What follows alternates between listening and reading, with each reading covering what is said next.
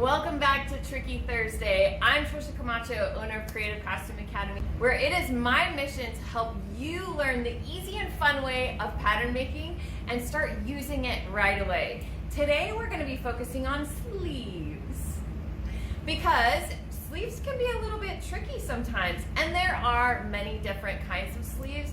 Today I'm going to be talking about the woven sleeve, your basic sleeve, and sleeve ease.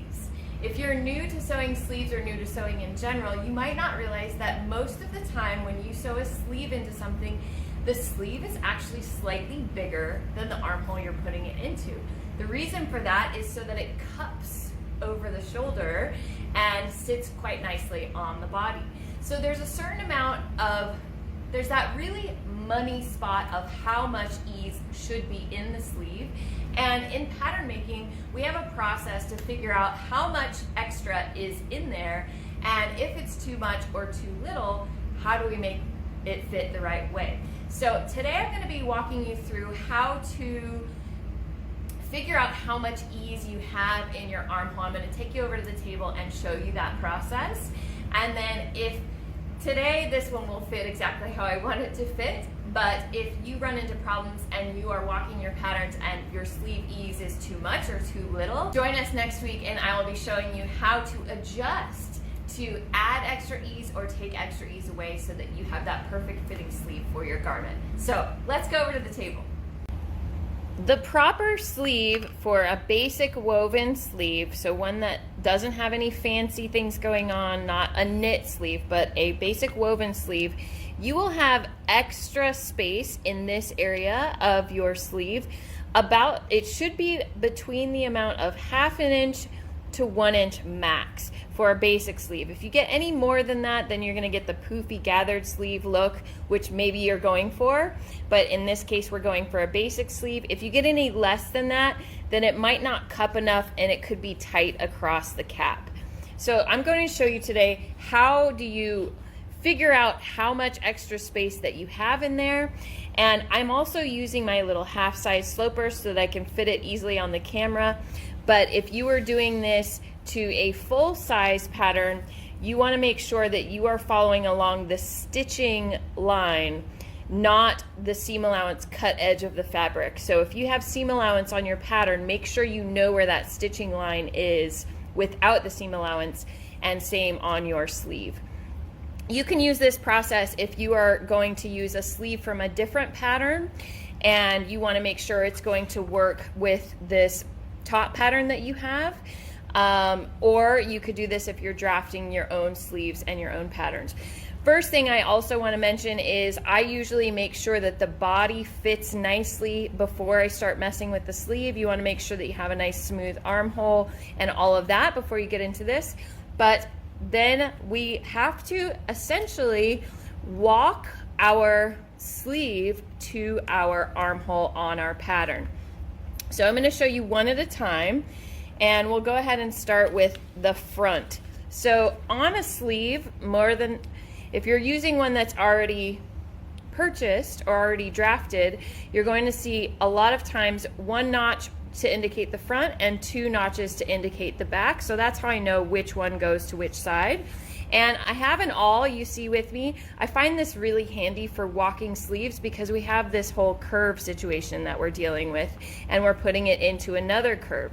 So I find it a handy tool when I'm walking my sleeves. And again, if this had seam allowance on it, it's a lot easier dealing with these slopers because I don't have seam allowance and I can walk it a lot easier. If you're doing this with patterns, make sure you are walking the stitching line, not the cut edge of the fabric. So where you're going to sew the sleeve to it, and same thing with the sleeve. You want to go at the stitching line to stitching line. You're going to start at the underarm and you want to walk.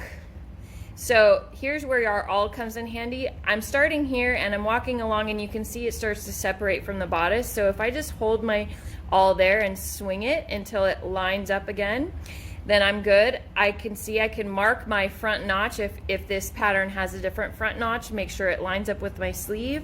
And there again, it's pulling away from my pattern again. So I'm gonna put my awl where it's still matching so that I can swing it And now it's matching for a little bit. I'm gonna hold it there. I'm gonna swing it again. And you just keep doing that until you get up into the shoulder. Once you get up into the shoulder, you can see here, that's my shoulder. I'm gonna put a mark where it hits on my sleeve, where the shoulder point hits on my sleeve, and just leave it at that. Then I'm gonna go to my back. So we're gonna do the same thing in the back. Line up our underarm, walk it along, but I'm starting to separate here, so I'm gonna hold my awl. Where it's starting to separate, swing that around. Mark your notches. If you don't have them marked already, I'm gonna continue walking until it's coming away from the pattern again. I'm gonna swing it around. Now you don't wanna go too far because this is now, the sleeve is going past that. So just, so it's along the line, it matches up. I'm gonna keep walking